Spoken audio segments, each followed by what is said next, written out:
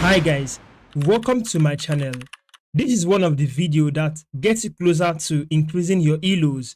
This video will expose you to 5 examples on how to win your opponent's queen by using the tactical idea, the pin.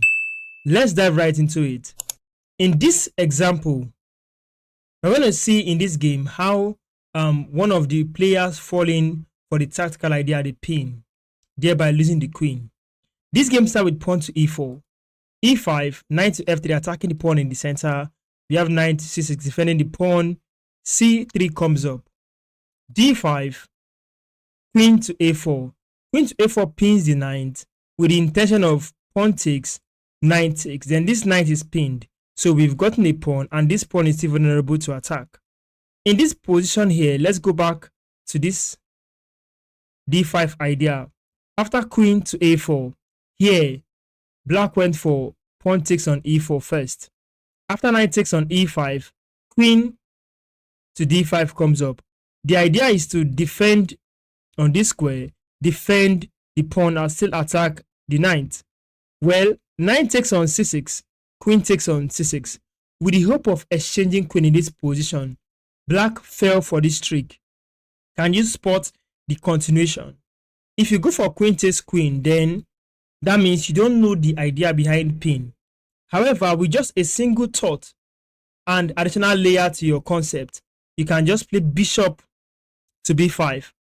From here, black can go ahead to resign. In this second example, e4, e5, knight to f3, f5 comes up. Black wants to play the gambit style. With knight takes on e5, queen to f6, the attack is on the knight, attack is on the pawn. What to do? Here, pawn to d4 by a white player.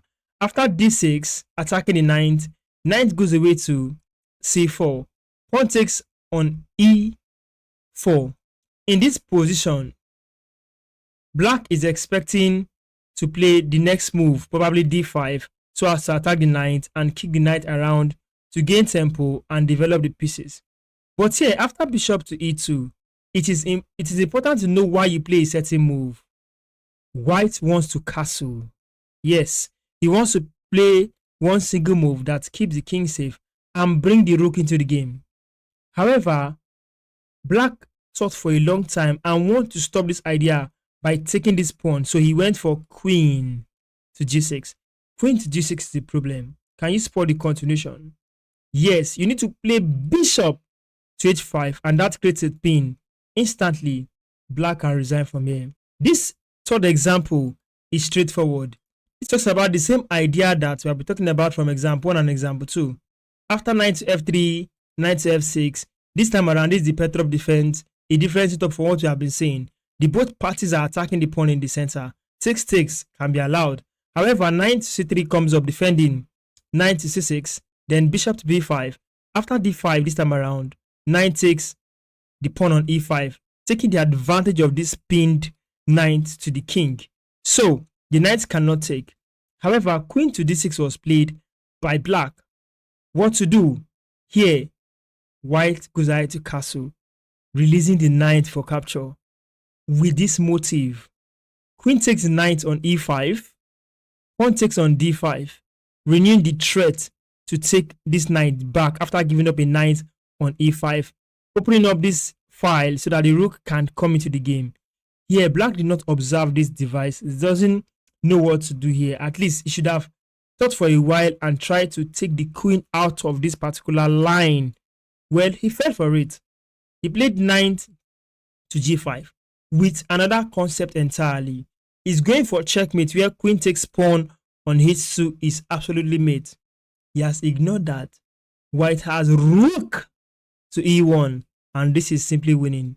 This is where black resigned. In the third example, we just saw how rook made a pin. Now this is the fourth example.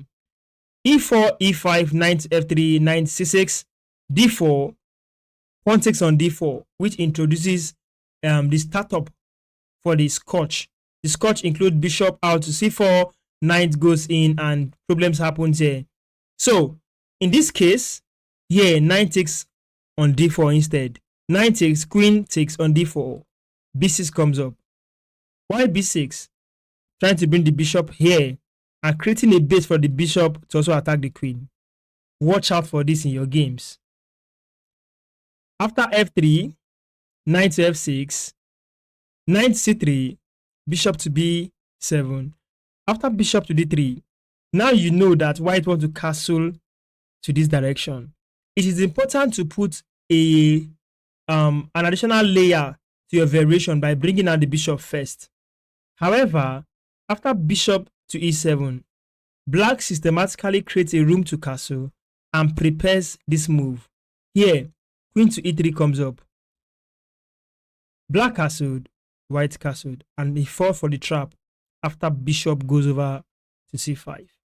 Let's dive right into the last example where we have e4, e5, knight to f3, knight to c6, bishop to c4, knight to f6, attacking the pawn. Here, knight to g5, defending the pawn, attacking f7. You should know your game from this position as black. How do you defend this? A pawn push should be okay. However, black did not go for that concept. He went for h6. This gives room for knight takes pawn on f7, attacking the queen and the rook. Queen to e7. Here, knight takes the rook, winning material. Then an escape square for the knight is still available. Here, queen to b7 comes up, going after the bishop. Bishop was defended by pawn to b3, knight takes on e4.